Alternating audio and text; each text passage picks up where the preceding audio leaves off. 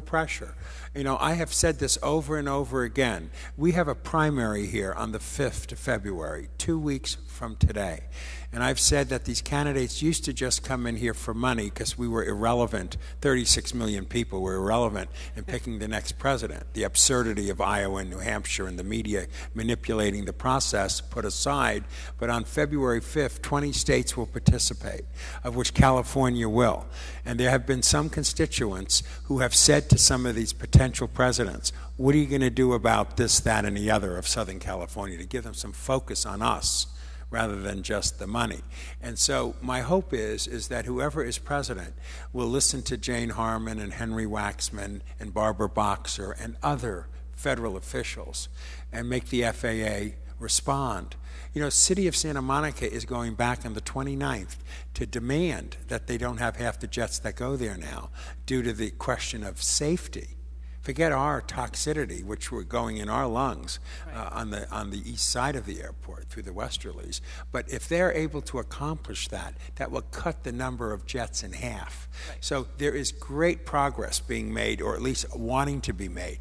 But the real way to change the FAA, frankly, and I met with the head of the FAA about LAX and got her to put in safety status lights moving forward. We want them to staff the tower more effectively at LAX. But that person does respond to the president.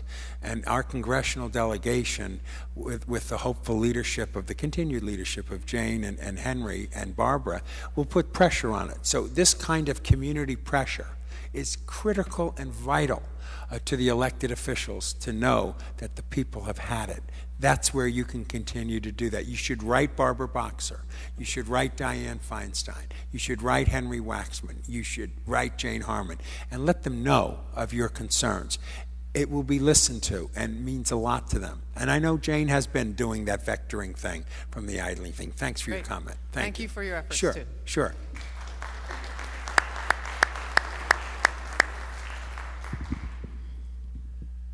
Hello. I'm a deaf individual, and this is my interpreter. I was here last year. I was explaining about my experience with the airplanes and the pollution. And so many of them, it seems that the situation is the same, and it's been ongoing for years. And the effects that it's had on our health. Over and over again, it's the noise, it's the health, it's all these planes. They are idling, they're up in the air waiting to be able to land. And I was thinking, this is my idea, and I'd like to make it a suggestion. What if we had a 911 air pollution hotline that people could call into, and when they saw a lot of these planes just hovering or all the exhaust or different problems with the noise, they could call them up and they could report it, and then they'd have the evidence. Also, the second thing is the federal, why couldn't we sue them for the issues to our health and what we're suffering from and what we've been going through in the noise? Those are two things I'd like to know. Very good. Thank you very much for that. Hello. We have no answers here. Sorry. We need to get those answers. Thank you. My name is Robert Meyer, and it's not that Robert Meyer from Santa Monica, but I live on Pier Avenue, 2400 block, so the airport actually is probably as close to my house as out in the street there. But most of all, I never would do this, or I would have dressed better, but I was so impressed with the work that Bill and Martin are doing regarding getting all of the politicians to help us, so I do want to thank you for that. But there are some things that I'm a little disappointed about. Well, one was learning that the reason my lemon tree has the black stuff on it, that it's not a pest or a bug, and that it is from the airport. But the other thing is about the science, because we know that if somebody stood near the front door of this auditorium and it was closed, one person could not smoke a cigarette. Yet for the how close the people are over across Bundy and myself, you can have 19,000 blasts of a jet engine. And what really upsets me about that, and I'm getting upset, sorry about that, is the fact that we have to follow the money.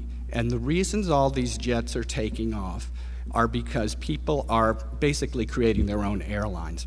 And if you follow the money, how If our efforts to get the science together are such a challenge, imagine what Gunner Aviation and any of those companies who want to do this can do with their money to influence lobbyists to not have them taken away. So thank you very much. Yeah, by the way, you're absolutely right. And frankly, when I used to live under the flight pattern myself and I was a Venetian, I took them on. And I got a lot of nasty mail and organized opposition to me, and the might makes right. And I have said to some very wealthy people, if you really want to care about the environment, don't fly out of Santa Monica Airport. And frankly, if I was in the position, I'd shut the whole damn airport down. It made sense 40 years ago, and not today. I'm not in that position, but what we can do is fight like hell about the toxicity of these jets and make it a health emergency. And that's where I have some hope that Senator Boxer might be able to do something with an environmental hearing here. But we got to get everybody involved in this. There's just no question about it, you know. And we need to fight until we get the jets out of here. And I'm going to keep fighting until that airport closes, as long as I'm alive. Might be dead by the time that happens, but I'm going to fight for it. Yes, ma'am. Hi, I'm Deborah Deming, and I live over in Clarkson. I'm neighbors with Marty and Joan, and I've been in that neighborhood for the last 20-some years. And about 7 years ago, I decided to start my own practice, so I started working out of my home. And that's when I started to notice the difference in air quality, sound, etc. And as the years have, moved forward, it's just gotten worse every year. And unfortunately, about a year ago, I was diagnosed with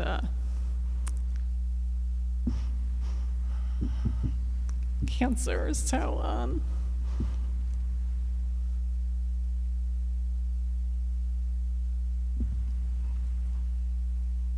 anyways, there seems to be a cluster in our neighborhood. And maybe it's not, excuse me, related to the air pollution, but I can't understand why myself, Joan, our neighbor who has a son, there's just too many cancers within the neighborhood, as well as pets. There have been several pets that have died of cancer as well. So I don't understand why they can't do a simple study by going door to door to see what's going on with each family, because you'll find that more and more people have cancer.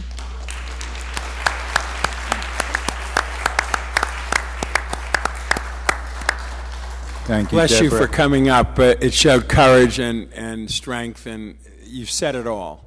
Thank you. Hi, John Barsky. I've been living in this area for about 56 years. That's how old I am. I live over to the southeast of the airport on Mountain View, and the fumes over the years and the decades have been atrocious. I will guarantee you that. I don't need a study to tell me that they're dangerous. I know they are. The most amazing part is that when we came here last time, I suggested that we build traps to catch these fumes and purify them and release them that way.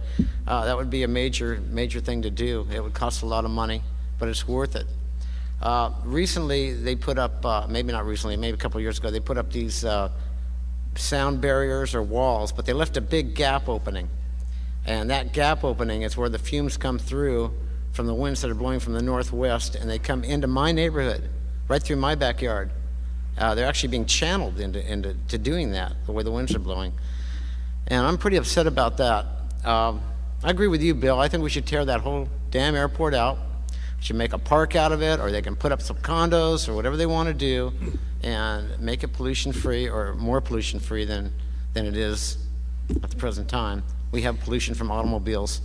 But if you can't build a trap to collect these fumes and purify the air, and you can't correct their safety problems, and you've got jet overruns and whatever, that airport should go. Periodly, go. Thank you. I might add that there are many residents in Santa Monica who feel the same way you do and I do, and they say that the law, which is a deal with the FAA to 2015, restricts their opportunity to shut it down at this point.